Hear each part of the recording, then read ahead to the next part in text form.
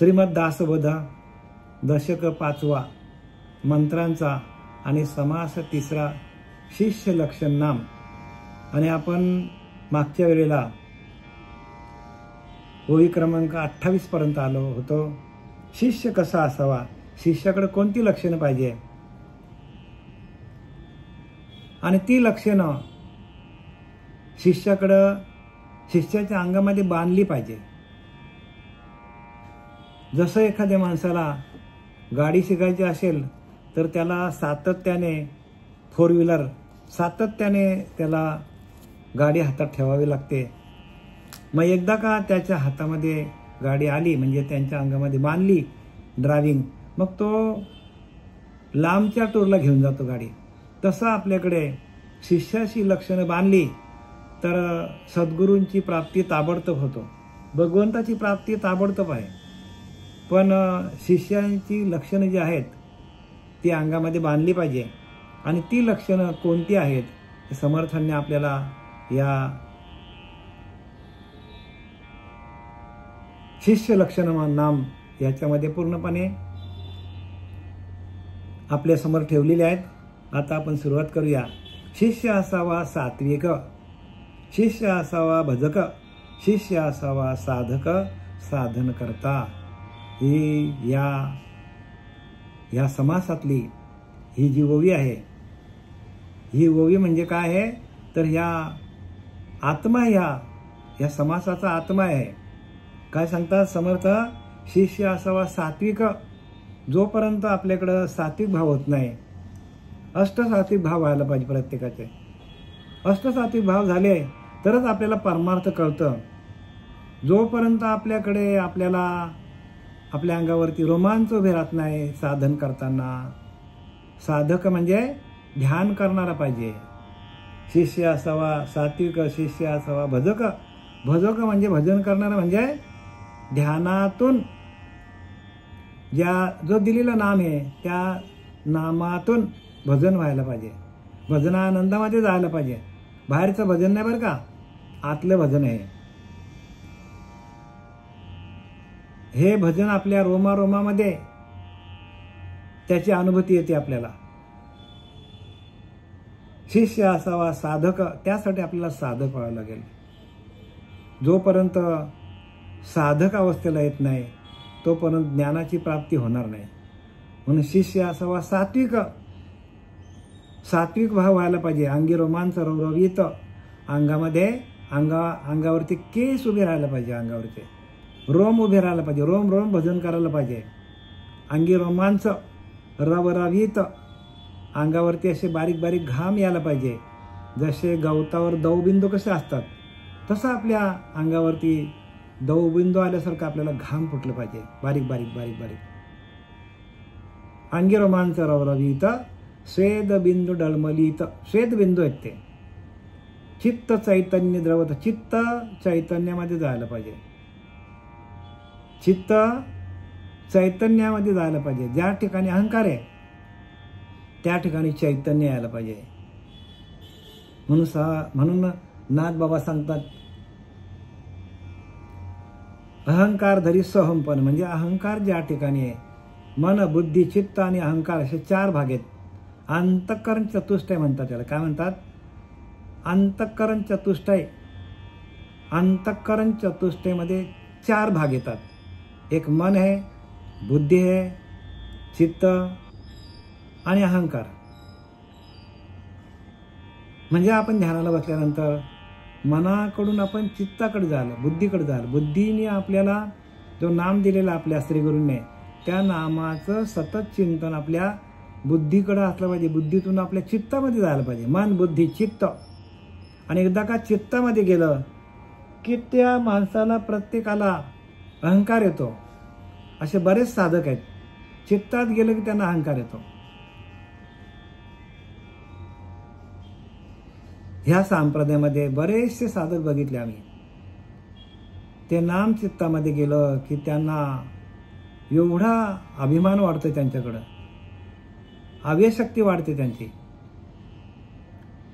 आणि म्हणून चित्तही प्रगटे चैतन्य घन, चित्तामध्ये अहंकार गेल्यानंतर चैतन्य तिथं प्रगट व्हायला पाहिजे. आणि जोपर्यंत चित्ताचा चैतन्य होत नाही तोपर्यंत माणसाकडे अहंकार राहतो. आणि एकदा का चित्तामध्ये चैतन्य निर्माण झालं, त्या नामाचं चैतन्य स्वरूपामध्ये रूपांतर झालं, तर आपल्यातला अहंकार निघून जातो. म्हणून बरेचसे साधक व्यासपीठावर बसल्यावर अव्यशक्तीतून बोलतात. म्हणजे असं वाटतं कोणाला भांडारा निघलं असं वाटतं. याला एकमेव कारण काय, तर आपल्या चित्तामध्ये गडबड आहे. साधना करता करता चित्ताचं चैतन्य व्हायला पाहिजे. आणि चैतन्य हाच परमात्मा आहे. म्हणजे परमात्मा त्यांना सापडलेला नाही. चित्ताचं चैतन्य होत नाही तोपर्यंत परमात्म्याची ओळख होणार नाही. कारण परमात्मा कसा आहे, चैतन्य स्वरूपामध्ये आहे. चैतन्याचा पुतळा भूतळी उमटला, ज्ञानियांचा राजा सखा ज्ञानेश्वर, म्हणजे ज्ञानियांचा राजा आहे तो. पण तो चैतन्याचा पुतळा आहे. कसा आहे, चैतन्य स्वरूपामध्ये. चैतन्य हाच आपला परमात्मा आहे. आणि चैतन्याच्या ठिकाणी आपण गैरहजर आहोत. आणि त्याच्यामुळं आपल्याला जे आपण ग्रंथ वाचतो त्या ग्रंथांचा अर्थ कळत नाही. संतांच्या पावलावर पाऊल ठेवून आपण चाललो पाहिजे. संतांनी लिहिलंय काय ते बघा, त्याची अनुभूती घ्या.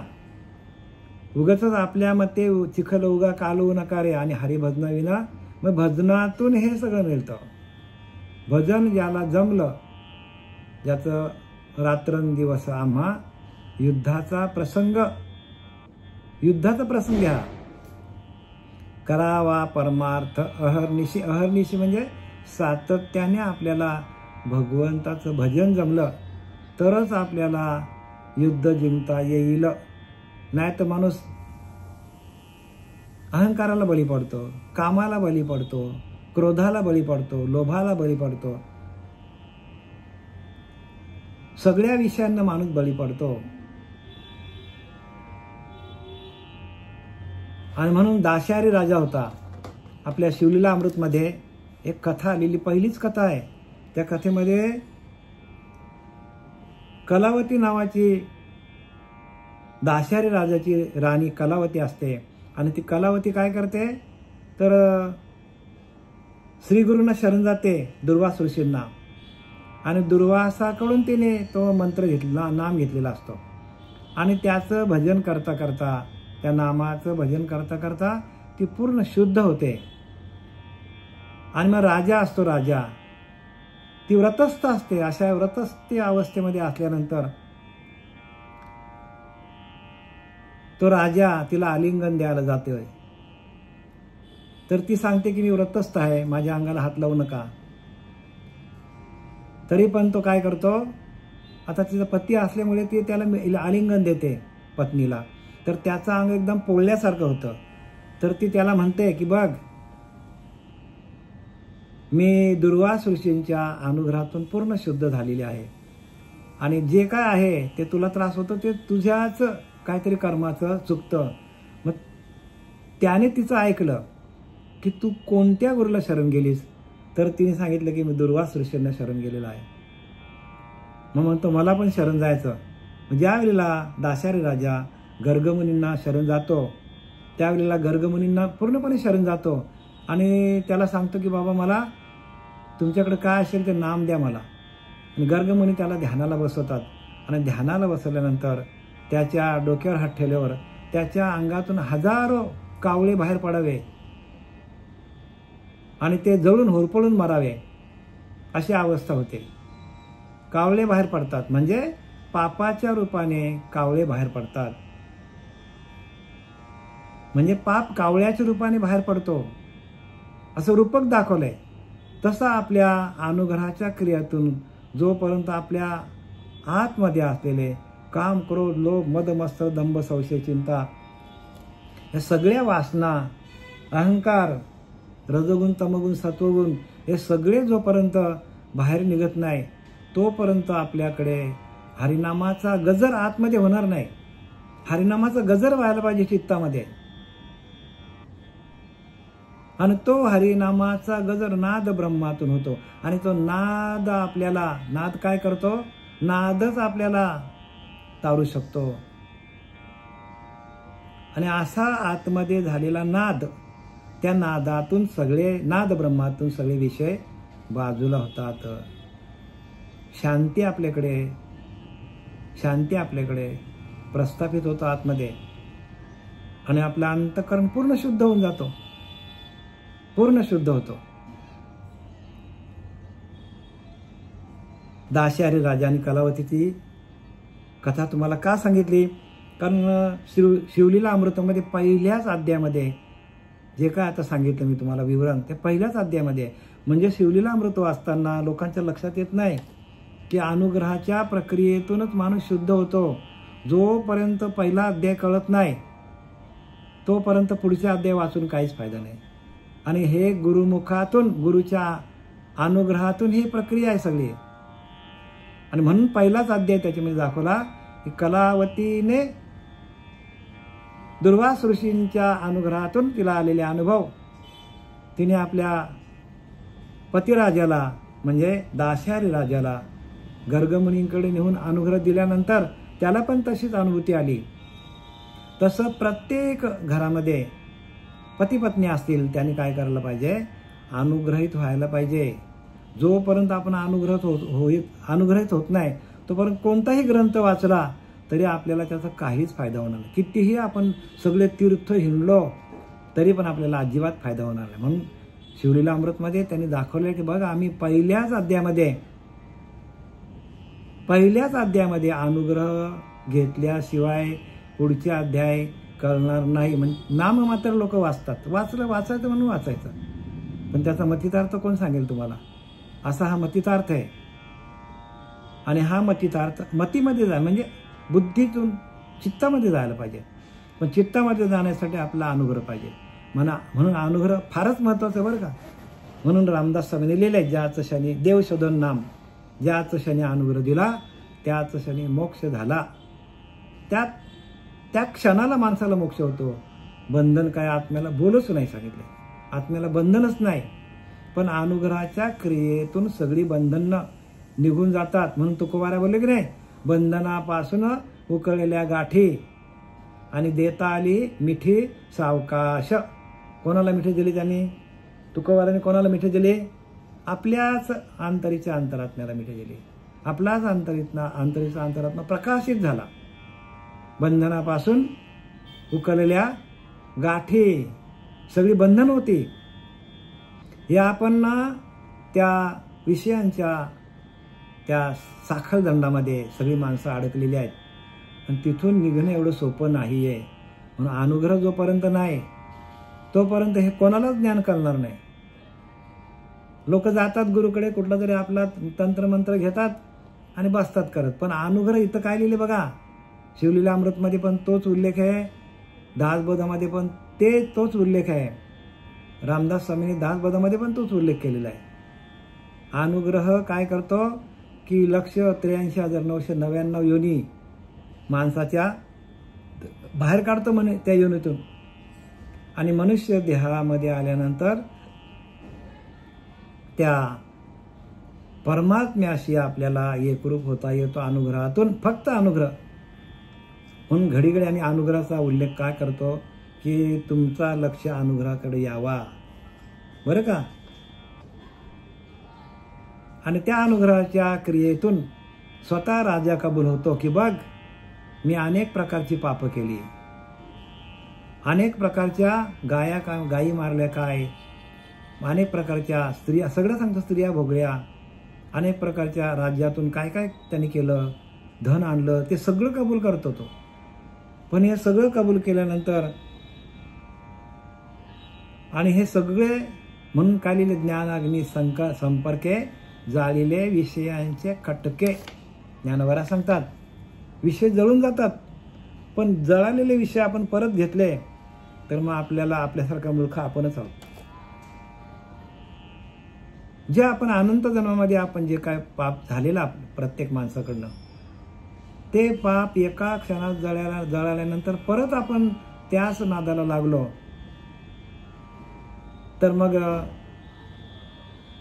आपल्याला जे काय आहे, जे आपण आता एकदा माणूस स्वच्छ झालेला आहे आणि परत तो गटारात जाऊन बसला तर कसा होईल? म्हणून त्याहून पशु भला असं लिहिलंय समर्थ रामदास. सुकर पूजिले विलेपणी, म्हैसा मर्दिला चंदनी. सुकर म्हणजे डुक्कराला आपण स्वच्छ धुतला आणि त्याला आपण अत्तर लावला. म्हैसा मर्दिला चंदनी, म्हैसा म्हणजे रेडा आपण स्वच्छ धुतला आणि त्याला चंदनाचा लेप दिला. तो बोरणीमध्ये, तो गटारामध्ये घाण पाण्यात जाणारच आहे. तो सुकर पण घाण पाण्यातच जाणार आहे. म्हणून काय लिहिलंय की पशुदेह नाही गती, ऐसे सर्वत्र बोलती. पशुदेहामध्ये गती नाहीये, नरदेहच प्राप्ती परब्रह्माची. मग आपण नरदेहाला आलोय ना, तर आपल्याला परब्रह्माची प्राप्ती व्हायला पाहिजे. आपण पशुसारखा नाही आहोत. आपण कोण आहोत? आपणच परब्रह्म, आपणच माणूस आहोत. माणसाचाच देव होतो मनु ईश, माणसाचाच ईश्वर होतो. शब्द काय वापरलाय? मनु ईश, मनुचाच ईश्वर होतो. गाढवाचा ईश्वर होत नाही, पशुपक्ष्यांचा ईश्वर होत नाही. ह्या योनीतून आपल्याला परमात्म्याची प्राप्ती आहे. मग आता आपण काय करायला पाहिजे? ज्याने त्यांनी ठरवा. शिष्य असावा सात्विक. बघा, म्हणजे अष्टसात्विक भाव व्हायला पाहिजे. त्याचे अष्टसात्विक भाव झाल्यानंतर मग त्याचा अंतःकरण मोकळा होतो, अंतःकरण निर्मल होतो. आणि मग त्या निर्मल अंतःकरणामध्ये जे जे तो साधक ऐकेल ते त्याच्या अंतःकरणामध्ये विषय बाजूला झाल्यामुळे जे आपण ऐकू त्या आपल्या अंतःकरणामध्ये तसा भाव तयार होतो. शिष्य असावा भजक म्हणजे सातत्याने भजन करणारा पाहिजे. बघा, ही लक्षणं आहेत हा शिष्यांची. तुमची आमची लक्षणं आहेत, लक्षात घ्या. एकदम सोप्या भाषेत रामदास स्वामींनी सांगितलंय, पण सांगणारे तसे नाहीत ना. सांगणारे त्या लेवलचे पाहिजे हो. सांगणारे अधिकारी पाहिजे. ते पाहिजे अधिकारी. येड्या गबाळाचे काम नव्हे, अधिकारी पुरुष पाहिजे. अधिकारी पुरुषाकडे तो अनुग्रह असला पाहिजे, अनुग्रहाचं चिंतन असलं पाहिजे.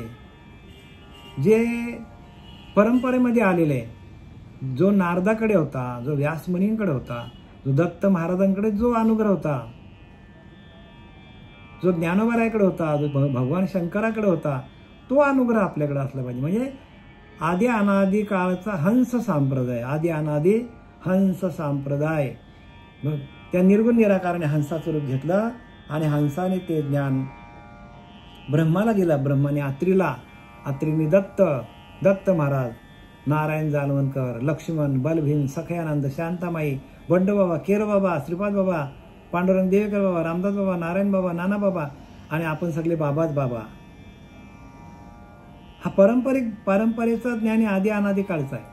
पण ही आदी अनादी काळची साधना कुणाकडे नसल्यामुळे लोकांना ह्या ग्रंथांचा अर्थ कळत नाही. ते बाहेर जातात आणि लोकांना भुलभुलैया या सगळा भुलभुलैया जगामध्ये चाललेलं कोण कोणाला सांगेल? जे मनाला वाटेल ते सांगत सुटतात आणि लोक सगळे अज्ञान आहेत. त्यांना काय कळतं मला सांगा? म्हणून आंधळेचे जण अवघेचे आंधळे, तुकोबारा सांगतात सगळेच लोक आंधळे आहेत. सांगणारे पण आंधळे आहेत, ऐकणारे पण आंधळे आहेत. मग परंपरेमध्ये या. आम्हाला सच्चिदानंद सद्गुरू आमचे पांडुरंग देवकर बाबा आम्हाला भेटले आणि ते परंपरेतले होते, आनंद संप्रदायातले, म्हणून आम्हाला हे ज्ञान प्रगट झालं. नाही तर आम्ही पण असेच होतो बरं का, जनरल कॅटेगरीमध्ये मरत होतो. पण आम्ही त्यांच्याकडे अनुग्रह घेतला, ध्यानही केला, त्यांचं उपदेश पण ऐकलं. 2 वर्ष 3 वर्ष उपदेश ऐकलं त्यांचं. आणि ते उपदेशच काय करतो? नामाला प्रगट करतो. आणि उपदेश तुम्हाला नामाला सोडून असेल तर नामाशी विन्मुख होतो नर पापिया, ज्ञानोबा सांगतात. ज्यांच्याकडे नाम नाही त्याच्याकडे पापच सांगतात. बघा ज्ञानोबा सांगतात, नामाशी विनमुख तो नर पापी. पापी कोण आहे? ज्यांच्याकडे नाम नाही, तो पापच आहे सगळं. म्हणून नामसंकीर्तन साधन पाय सोपे, जळतील पापे जन्मांतरीचे. ज्ञानोबा सांगतात बघा हरिपाठामध्ये. नामसंकीर्तन साधन आहे, सोपं आहे, आणि जळतील पापे त्याच्यानेच पाप जळणार आहेत. पण त्याची ओळख नाही. शिष्य असावा विश्वासी. बघा, गुरुवरती 100% विश्वास पाहिजे. आर्यगार्या गुरुंवर माणूस विश्वास ठेवतो, आणि जे खरे गुरु आहेत त्यांच्यावर विश्वास ठेवत नाही. की जो ध्यानाला बसवतो, जो मटण मच्छी खाऊ नको सांगतो, जो गळ्यात माळ घाल सांगतो, तुळशी माळ गळा, गोपीचंद टिळा, हृदय कळवला, वैष्णवांचा असं वैष्णव पंथामध्ये आपण यायला पाहिजे. अनेक पंथ आहेत जगामध्ये, भ्रमित करणारे पंथ आहेत, पण वैष्णव पंथ, आणि वैष्णव पंथात पण नामधारी गुरु पाहिजे, जो तुम्हाला ध्यानाला बसवेल. आणि जसं तुकोबाऱ्यांना बाबाजी चैतन्य भेटले, आणि त्यांनी काय केलं, डोक्यावर हात ठेवून त्याला प्रकाशित केलं. जसं ज्ञानोबाऱ्यांना आपले त्यांचे मोठे बंधू निवृत्तीनाथ महाराज भेटले, नाथपंथी होते, म्हणून आपल्याला आज हे ज्ञान मिळतं. नाही तर आपल्याला हे ज्ञान लुप्त झालं होतं. बऱ्याच वेळेला हे ज्ञान लुप्त होतं, अनेक युगामध्ये लुप्त होत जातो. का तर प्राणी या कामी भरू, देहाची वरी आदरू, म्हणून पडला विसर आत्मबोधाचा. काय सांगतात ज्ञानोबा? प्राणी या कामी भरू. प्रत्येक माणूस प्राण्यासारखा काम वासनेमध्ये गेलेला आहे, आणि काम वासना चांगल्या प्रकारे भोगावा मिळाली म्हणून काय करतो माणूस? काम वासना उत्तम प्रकारे भोगण्यासाठी मिळण्यासाठी माणूस काय करतो? देह चांगला बनवतो. व्यायाम काय करेल? खारका बदाम काय खाईल? मटण मच्छी काय खाईल? का तर भोगासाठी. आणि म्हणून ज्ञानोबा सांगतात की देहाचे वरी आदर, देहावरतीच त्याचा जास्त प्रेम आहे. पण देह तर जाणार आहे, पण देहाकडून जे आपल्याकडे कर्म घडतील त्या कर्माचं जे काय लेखा आहे तो परत आपल्याला भोगण्यासाठी यावं लागतो. आणि म्हणून आहार, निद्रा, भय आणि मैथून हे प्राण्याकडे आहेत. म्हणून आहार कसा असायला पाहिजे ते पण ज्ञानोबांनी दिले. आहार किती शुद्ध असला पाहिजे, थोडाच खायला पाहिजे. शिष्य असावा विश्वासी, शिष्य असावा काया क्लेशी. बघा, शिष्याच्या देहाला काया क्लेशी म्हणजे काहीतरी देहाला काहीतरी दुखापत पाहिजे, आणि ज्याच्या देहाला कोणत्याच प्रकारची दुखापत नाही किंवा कोणत्याच प्रकारचं व्याधी नाही, अगदी खाऊन पिऊन मस्त, अशा देहाला ज्ञान होत नाही सांगतात. शिष्य असावा विश्वासी, शिष्य असावा काया क्लेशी. शरीराला काहीतरी त्रास पाहिजे हो, काहीतरी त्रास असेल तरच आपल्याला भक्ती होते. आणि म्हणून काय केलंय तर कुंतीने काय मागितलं देवाकडनं? देव बोलला कुंतीला काहीतरी माग माझ्याकडनं. तर म्हणतो देवा मला सदोदित दुःखी ठेव. अरे अरे असं काय मागितलं म्हणतो देवा? बरोबर आहे म्हणतो, जर मला सातत्याने काहीतरी माझ्या शरीराला आधिव्याधी असतील, संसारिक ताप असतील तरच माणूस भजन करतो, अन्यथा असं भजन होत नाही माणसाचं. ज्याच्या संपूर्ण श्रीमंती आहे, ज्याच्या घरी ज्याच्याकडे 4-4, 5-5 गाड्या आहेत, बंगला आहे, इस्टेट आहे, सगळं आहे, तो भगवंताचं भजन करत नाही. का तर त्याला तापत्रयी नाही. जो तापत्रयी पडला, संसार दुखे दुखावला, तोच एक अधिकार झाला त्यालाच परमार्थ जमतं. बहुदुःख भोगिले जने तयासीच परमार्थ बाने. ज्याने अत्यंत दुःख भोगल्यात त्यालाच परमार्थ जमतो, अन्यथा परमार्थ एवढा कोणाला जमत नाही, एवढं सोपं नाही ते. पण जर शरीराला काहीतरी आदिव्याधी असतील तर माणूस त्याच्या ते बरं व्हावा म्हणून माणूस गुरुला शरण जातो, आणि गुरुला शरण गेल्यानंतर थोडंफार जे ज्ञान मिळतं. शिष्य असावा विश्वासी, शिष्य असावा काया क्लेशी, शिष्य असावा परमार्थाशी वाढू जाणे. बघा, परमार्थ हळूहळू वाढला पाहिजे. वाढता वाढता वाढता वाढे भेदिले भेदिले गगना. ज्ञानोबा सांगतात की नाही, इवले शेरोप लावेले द्वारी दारी त्याचा वेळ गेला गगनावरी. म्हणजे एवढं स्वरूप लावलं होतं. माझे श्रीगुरु निवृत्ती दादा यांनी माझ्या त्या मूलाधार चक्रामध्ये हरिनामाचं एवढं स्वरूप लावलं. मूलाधार चक्र म्हणजे पृथ्वी चक्र आहे. त्या पृथ्वी चक्रामध्ये हरिनामाचं वेल लावलं आणि त्याचं वेळ गेलं गगनावरी. गगनावरी म्हणजे आपल्या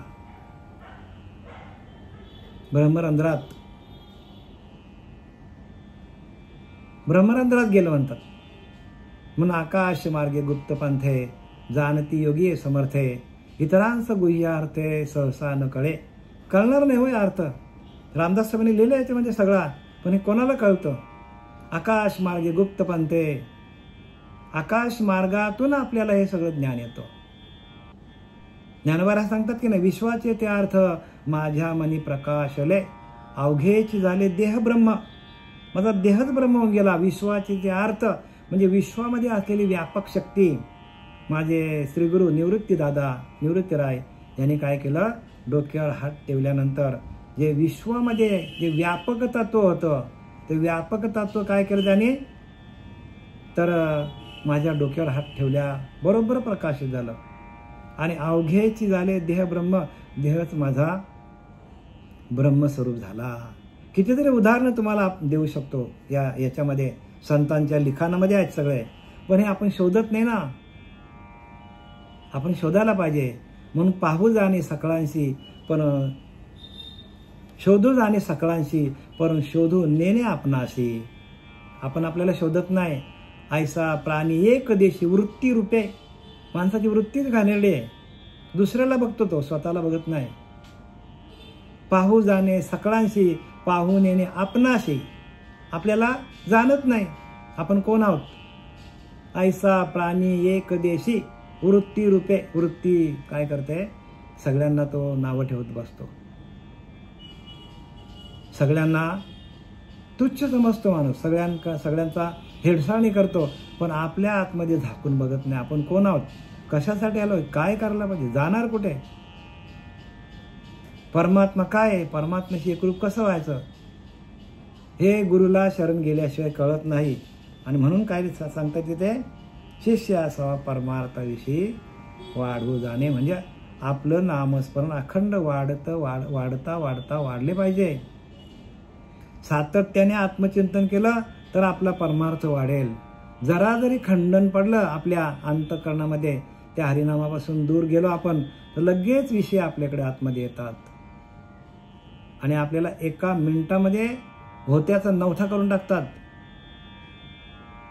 होत्याचा नव्हता बरं का.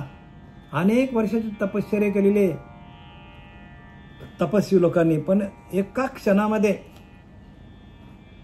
60 हजार वर्षाची तपश्चर्या फुकट गेलेली आहे. 60 हजार. आपण आपलं आयुष्य 100 वर्ष आहे, पण 60,000 वर्षाची तपश्चर्या केलेली. कितीतरी लोक हजारो वर्ष तपश्चर्या करतात आणि एका क्षणात काम वासना येतं आणि त्यांना घेऊन जातो. असे विषय आहेत. विषय तेवढे तोडीचे आहेत बरं का. पण त्यांना श्री गुरूंच्या चरणावर आपण ठेवलं तर मन हे श्री गुरुच्या आनंदेशी दासी, ते ठेविता सद्गुरु चरणाशी, ते भीत असे सद्गुरुशी. मन बर का मन, ते ठेविता सद्गुरु चरणाशी, देई संतोष साधका. मन हे गुरुकृपेच्या आनंदेशी दासी, ते भीत असे सद्गुरुशी, ते ठेविता सद्गुरु चरणाशी, देई संतोष साधका. सगळं मनावरचाच खेळ आहे. जोपर्यंत आपलं मन आपल्या सद्गुरूंच्या चरणावर आपण अर्पण करत नाही, समर्पित करत नाही, सद्गुरूंच्या चरणाची आपण उपासना करत नाही, ध्यान करत नाही, तोपर्यंत आपल्याला धोका होऊ शकतो. म्हणून मन हे गुरुकृपेच्या आनंदेशी जाशील, ते भीतसे सद्गुरुशी, ते ठेविता सद्गुरु चरणाशी. फक्त सद्गुरूलाच भीतात ते विषय, दुसऱ्या कोणाला भीत नाही बरं का विषय. फक्त श्रीगुरूंना घाबरतात ते. श्रीगुरूंचं स्मरण केल्या केल्या ते विषय पळून जातात. देई संतोष साधका, साधकाला ते संतोष देतात. आपल्याला बरंच काय सांगता येईल. शिष्य असावा स्वतंत्र, शिष्य असावा जगमित्र, शिष्य असावा सत्पात्र सर्व गुणे. शिष्य असावा स्वतंत्र. स्वतंत्र म्हणजे एकटा बरं का, एकट्याने जाऊन एकांतात उपासना करणारा पाहिजे. स्वतंत्र विचाराचा पाहिजे. आपण आयऱ्यागाऱ्याचे विचार घेतले तर आपली बुद्धी तशी होते. म्हणून जैसे जैसे घडे संग, तैसे तैसे सरड्याचे रंग, घोराचे रंग. जशी जशी बुद्धी आपली ज्या ज्या पंथामध्ये आपण जाऊ, ज्या ज्या मित्रांशी आपण दोस्ती करू, ज्या ज्या विषयांशी आपले संबंध येतील, ज्या ज्या लोकांशी आपले संपर्क येतील, तशी तशी आपली बुद्धी होत जाते, वृत्ती होत जाते. आणि ती वृत्ती आपल्याला काय करते? वृत्तीच आपल्याला नको त्या विषयांमध्ये ढकलते. म्हणून समर्थ सांगतात, जैसे जैसे घडे संग, तैसे तैसे गोहराचे रंग. येणे करता उत्तम मार्ग शोधून घ्यावा. उत्तम मार्ग घ्या. साधू काय करतात? उत्तम काय, चांगलं काय तेवढं घेतात. उत्तम मार्ग तुम्ही शोधायचा, तुम्हाला कोणी सांगणार नाही. चांगलं काय वाईट काय तुम्ही शोधायचं. आपण डोकं लावलं तर होईल, आपण बुद्धी चालवली तर होईल. आणि आपण जिथं गेलोय तिथं आपल्याला खरं वाटत असेल आणि आपण त्याचा शोध घेतला नाही, शोधबोध घ्या. म्हणून जेही शोधून पाहिले तयासीच सापडले. ज्यांनी शोधला त्याला सापडणार आहे. देव काय असं रस्त्यावर नाही बरं का. शोधा देव. देवाला शोधण्याची प्रक्रिया आहे.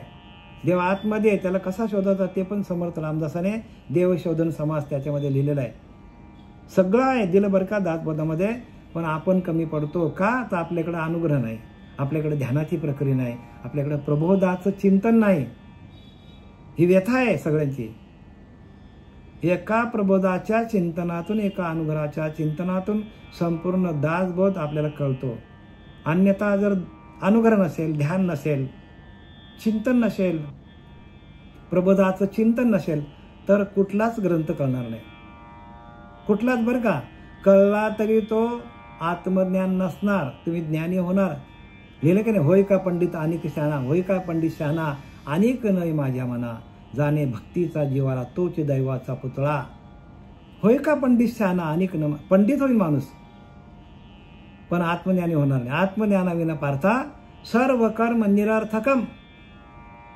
सगळं केलेलं फुकट झालं. आत्मज्ञान जर झालं नाही आपल्याला, आत्तापर्यंत आपण जी काय आपण जिंदगी जगलो ते सगळे व्यर्थ जाणार आहे. म्हणून आत्मज्ञानाविना पार्था सर्व कर्म निरर्थकम.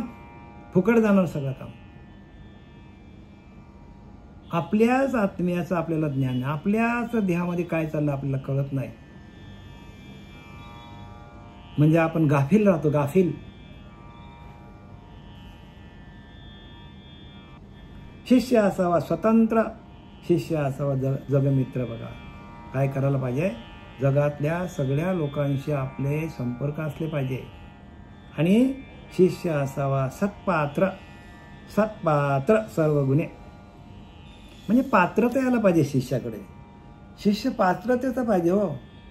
आणि म्हणून हे नाम असं आहे की वाघिणीचं दूध काढायचं असेल तर त्याला सोन्याचाच भांडा लागतो, बाकी भांड्यांना भोकं पडतात. तसं शिष्य सत्पात्री पाहिजे. नामाचं नाम घेण्यासाठी आपला आतला जो अंतःकरणीचा जो भांडा आहे अंतःकरणाचा, तो निर्मल असला पाहिजे, स्वच्छ असला पाहिजे. तिथे विषय असून जमणार नाही. तिथे कसं पाहिजे? तर सत्पात्र म्हणतात. म्हणजे पात्रता पाहिजे माणसाला.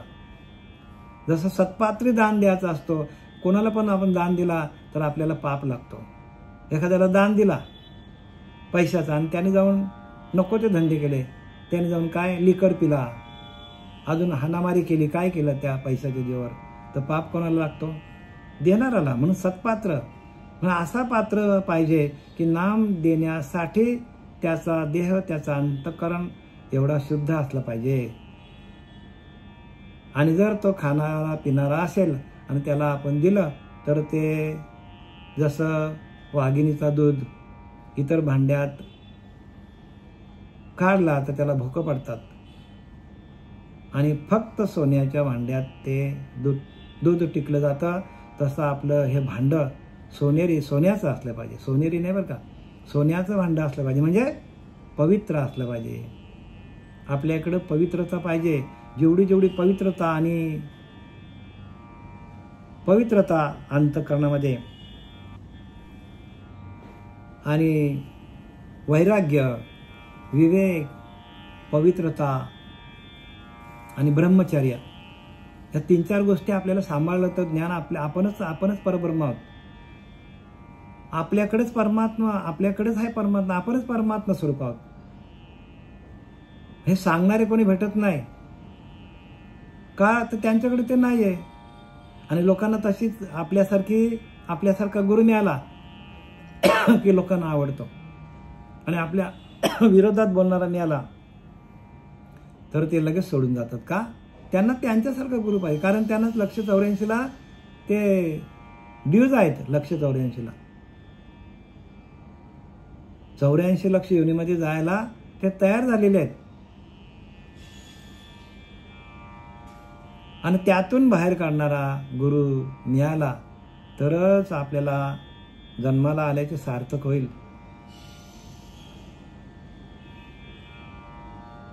शिष्य असावा सद्विद्येचा, शिष्य असावा सद्भावाचा, शिष्य असावा अंतरीचा, परमशुद्ध. बघा इथं आले की नाही, शिष्य असावा सद्विद्येचा म्हणजे त्याच्याकडं सद्विद्या पाहिजे, सत्सत विवेक पाहिजे.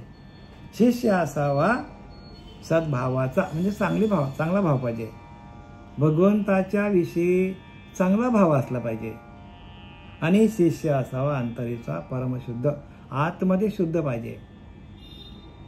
आणि आतमध्ये शुद्ध नसेल तर मग काय करतात, श्रीगुरूंना भेटला तर श्रीगुरू त्याला अनुग्रह देतात. आणि अनुग्रहाच्या क्रियेतून आपल्याला आपल्या अंतःकरणावरती आलेला जो मळ विक्षेप आवरण आहे तो बाजूला होतो. पण लगेच होत नाही बरं का, लगेच होत नाही. कारण काय, अनंत जन्माचं पाप आपल्या अंतःकरणावर आहे. जसा एखाद्या रॉकेलचा डबा आहे, त्या रॉकेलच्या डब्यामध्ये रोज रॉकेल टाकून त्याला वास येतो, आणि त्याला कितीही धुतला तरी त्याचा वास जात नाही. कितीही धुवा तुम्ही पण त्याचा वास जात नाही. तसा आपल्या अंतःकरणामध्ये मळ विक्षेप आवरण बसलेला आहे, जातच नाही.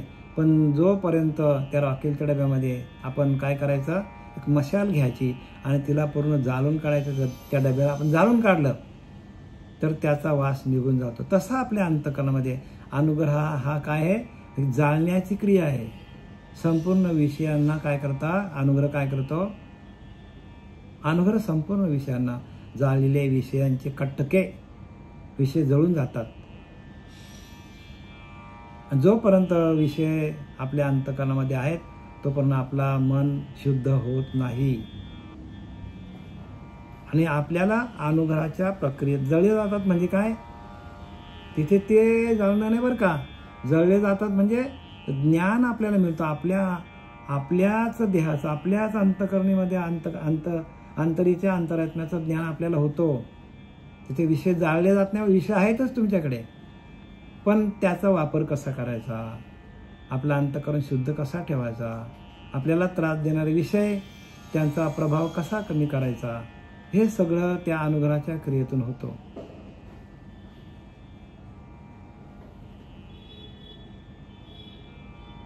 शिष्य नसावा अविवेकी, शिष्य नसावा गर्भसुखी, शिष्य असावा संसार दुखी संतप्त देही. आता बघा इथे काय सांगतात समर्थ रामदास स्वामी, शिष्य नसावा अविवेकी म्हणजे शिष्याकडे विवेक पाहिजे. म्हणून विवेकहीन जे जन ते जाणावे पशु समान.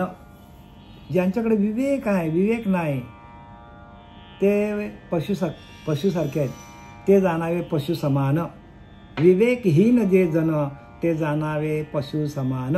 तयांचे ऐकता भाषण परलोक कैचा. बघा परलोकाची प्राप्ती होईल का, त्यांच्याकडे विवेकच नाही, वैराग्यच नाही. ज्यांच्याकडे वैराग्य नाही त्यांच्याकडे विषय ठसठशीत भरलेले आहेत. ज्यांच्याकडे विवेक नाही याचा अर्थ त्यांच्याकडं त्यांना विषय भोग घेणं आवडतं. आणि विषय भोग काय करतात? आपलं अंतःकरण मलिन दूषित करतात. विषयच आपले अंतःकरण मलिन करतात. आणि या विषयांना भोग घेणं सांगणारा तो मन काय होतो? तो मनच त्या विषयांकडे जातो. आणि म्हणून मनाला काय करायला पाहिजे? तर मनालाच आपण रामरूप करायला पाहिजे. मन हे राम झाले, मन हे राम झाले, मन हे राम झाले, जैसे प्रवृत्ती ग्रासूनी निवृत्ती पदाशी आले. बघा, निवृत्त व्हायला पाहिजे आपण. या मनाच्या वासना, कामना, भावना, आकांक्षा, असूया या सगळ्या काय करायला पाहिजे? अनुग्रहाच्या क्रियेतून आपल्याला या सगळ्यांपासून मुक्त व्हायला पाहिजे. शिष्य नसावा अविवेकी, त्याच्याकडे विवेक पाहिजे. शिष्य नसावा गर्भसुखी. मग आता मी तुम्हाला सांगितलं की गर्भसुखी माणूस असतो जो घराण्याशाहीमध्ये, एखादा श्रीमंत घराण्यामध्ये एखादा मुलगा जन्माला आला तर त्यांनी कधी दुःख बघितलेलं नसतात. मग आता आपण बघतो जगामध्ये काय चाललंय. मग बाप त्यांना गाडी घेऊन देतो, मग किती फास्ट मारतात, मग किती लोकांना मारतात, काय काय करतात. आणि स्वतः तर बर्बाद होतात पण बापाला पण बर्बाद करून टाकतात. बापाची सगळी इस्टेट काय करतात? नको तेवढी फास्ट गाडी चालवली आणि कॉलेजच्या काहीतरी 1-2 लोकांना त्यांनी मारून टाकलं गाडीच्या स्पीडमध्ये दारू पिऊन. आणि संपूर्ण बापाची इस्टेट पण काय केली? गव्हर्नमेंटने हातात घेतली. बघा काय चालले विषय.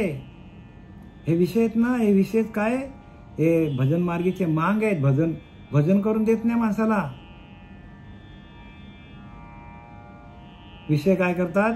भजन मार्गीचे मांग.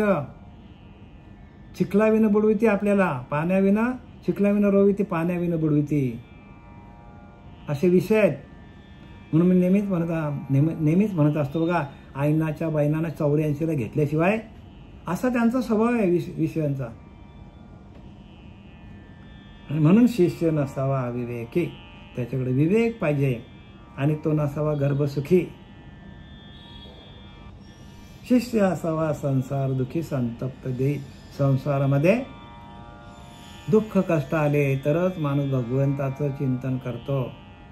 बहु दुःख भोगिले जेने तयाशीच परमार्थ बाणे. ज्याने अत्यंत दुःखाची निवृत्ती आणि स्वरूपाची प्राप्ती. अत्यंत दुःख आले का दुःखाची निवृत्ती होण्यासाठी मनुष्य काय करतो? सद्गुरूंना भेटायला जातो. आणि एकदा का श्रीगुरूंनी दिलेली उपासना, श्रीगुरूंनी दिलेलं नाम, उपासना नाही बरं का, नाम, आपण नाम शब्द वापरूया, कारण नामामध्येच ताकद आहे. उपासनेला वेगळा वळण लागतो. उपासनेचा वेगळाच अर्थ करून ठेवलेला. उपासना नाही, नाम. जोपर्यंत अनुग्रहाची क्रिया, प्रबोधाचं चिंतन, नाम जोपर्यंत मिळत नाही तोपर्यंत माणसाकडे संसारातले दुःख, अनेक प्रकारचे दुःख त्याला त्रास देतात. अनेक प्रकारचे बहुदुःख भोगिले जेने तयाशीच परमार्थ बाणे. म्हणून सकल दुःखाची निवृत्ती आणि स्वरूपाची प्राप्ती. जोपर्यंत स्वरूप साक्षात्कार नाही, नामातूनच स्वरूप साक्षात्कार होतो बरं का. म्हणून मी तुम्हाला आता प्रमाण दिला की सकल दुःखाची निवृत्ती, सगळ्या दुःखातून निवृत्त होऊन जातो माणूस आणि स्वरूपाची प्राप्ती, आत्मस्वरूपाची प्राप्ती होते. आणि म्हणून शिष्य असावा संसार दुःखी संतप्त देही. या देहामध्ये माणसाला ताप दुःख कष्ट आले तरच माणूस भजन करेल, सद्गुरूला शरण जाईल. आणि जोपर्यंत श्रीगुरूंना शरण जात नाही तोपर्यंत आपल्याला खऱ्या ज्ञानाची ओळख होणार नाही. आणि म्हणून जो संसार दुःखे दुखावला,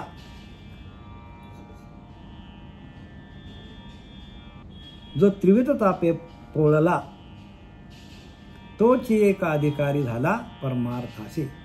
जो संसार दुःखे दुखावला, जो त्रिविध तापे पोळला, तोची एक अधिकारी झाला परमार्थाशी. परमार्थाचा अधिकार कोणाला भेटतो? तर ज्याने बहुदुःख भोगिले, ज्याने जो त्रिविध ताप पळला, आध्यात्मिक ताप, आधिभौतिक ताप, आधिदैविक ताप, तिन्ही तापांनी जो पळून निघेल. तिन्ही ताप बरं का. आध्यात्मिक म्हणजे आतले ताप आहेत, ताप येणं, आतल्या ताप येणं, संसाराचं चिंतन, संसारामध्ये दुःख अनेक प्रकारचे आले, संसारामध्ये कटकटी वाढल्या, नोकरीच्या धंद्याच्या. आधिभौतिक ताप म्हणजे काय? ॲक्सिडेंट होणं, हाडं मोडणं. आणि आधिदैविक ताप म्हणजे काय? की आपल्याला मेल्यानंतर आपल्याला अनेक प्रकारचं यमदंड आपल्याला काय करतात? मारती झोडती यमाचे किंकर बहुसाल. किती वर्षापर्यंत माहीत नाही, पण यमाचे किंकर आपल्याला मारत असतात. म्हणून जो त्रिविध ताप पळला, आधिभौतिक, आध्यात्मिक, आधिदैविक त्रिविध ताप पळला, संसार दुःखे दुखावला, संसारामध्ये ताप दुःख कष्ट आले, तोच एक अधिकारी झाला परमार्थाशी. तोच काय करतात? तर त्यालाच परमार्थ कळतो. भगवंताच्या भजनाची त्याला ओढ लागतो. श्रीगुरूंनी सांगितलेलं काय? वचन पाळतो. सद्गुरु वचन हृदयी धरी, तोच मोक्षाचा अधिकारी. ते मोक्षाकडे जातो तो. कारण सद्गुरूंनी दिलेला वचन, जो श्रीगुरूंचा शब्द मुखातून बाहेर पडतो, त्या सर्वांचं पालन करणारा असा शिष्य असायला पाहिजे. प्रत्येक शब्द मुखातून श्रीगुरूंच्या बाहेर पडतो ना पडतो, तो शिष्याने काय करायला पाहिजे? झेलायला पाहिजे. तरच आपला हित आहे. नाहीतर आपण श्रीगुरूंच्या वाक्याला आपण जर किंमत दिली नाही, तर मग आपल्याला इथे कोणाचे काय गेले? ज्याचे त्याने अनहित केले, आपलेच अनहित होत असतो. बहुदुःख भोगिले जेणे, तयासित परमार्थ बाणे, संसार दुःखाचे निगुणे, वैराग्य उपजे. बघा, संसारामध्ये ताप दुःख कष्ट आले तरच माणसाला वैराग्य निर्माण होतो. वैराग्य असा होत नाही बरं का. संसारामध्ये ताप दुःख कष्ट, अनेक प्रकारचे व्याधी प्रत्येक व्याधी माणसाच्या शरीराला येते. त्याला कारण आपलं मागच्या जन्मीचं किंवा ह्याच जन्मीचं केलेलं पाप आपल्या अंगावरती येतो, आणि म्हणून आपल्याला व्याधी लागतात. या संतांनी स्पष्ट लिहिलं याच्यामध्ये बरं का. जे आपल्याला दुःख येतात आपल्या वाट्याला, ते आपल्याच कर्माचं फल आहे, आपल्याच कुठल्या तरी कर्माचं फल आहे. पण हे माणसाला समजत नाही. का? तर त्यांच्याकडे वैराग्य नाही, विवेक नाही, श्रीगुरु केलेलं नाही. कसं काय समजेल मला सांगा तुम्ही? म्हणून आपल्या ज्ञानोबा सांगतात, आगा कर्मी जे उरावे, ते सुख दुःख फलावे, तया ते भोगावे, यावे देहा एक. आगा कर्मी जे उरावे, ज्ञानोबा सांगतात, आगा कर्मी जे उरावे, ते सुख दुःख फलावे. म्हणजे आपण जे कर्म करतो त्याला सुखाची आणि दुःखाची फळं येतात. तया ते भोगावे, यावे देहा एक. आणि परत आपल्याला जन्म मरणाच्या फेऱ्यामध्ये केलेल्या कर्माचं फळ भोगण्यासाठी आपल्याला परत जन्माला यावं लागतं. आगा कर्मी जे उरावे, ते सुख दुःख फळावे, तया ते भोगावे, यावे देहा एक.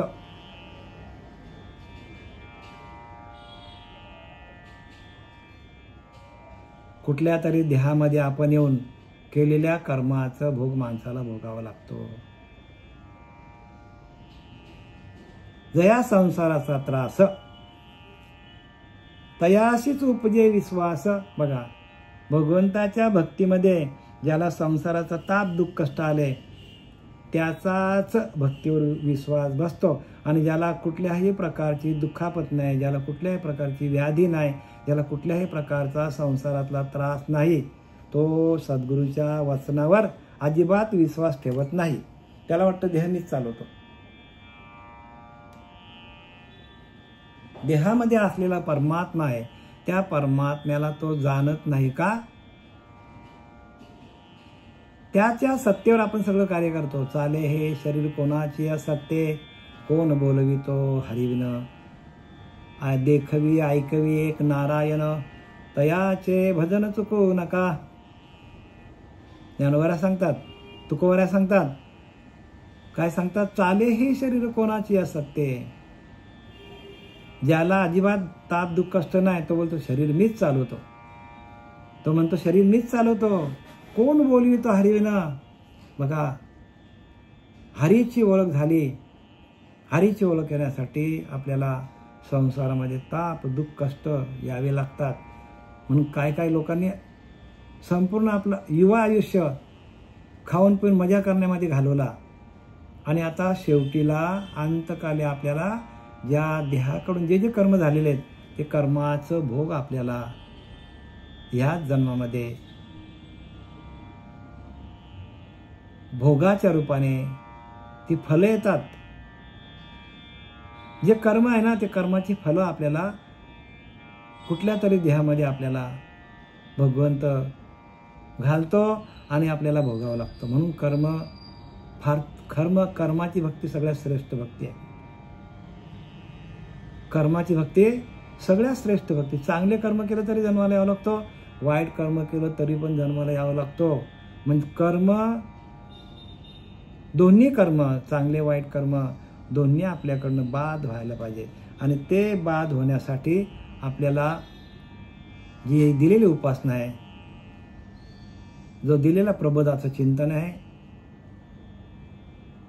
जो दिलेला सद्गुरुबोध आहे, त्या बोधातून या चारही देहाचा निराश होतो.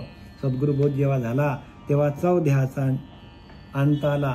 तेने निदध्यास लागला स्वस्वरूपी. रामदास स्वामी सांगतात, सद्गुरुबोध जेव्हा झाला तेव्हा 4 देहाचा अंत आला. स्थूल सूक्ष्म कारण महाकारण. तेने निदध्यास लागला स्वस्वरूपी.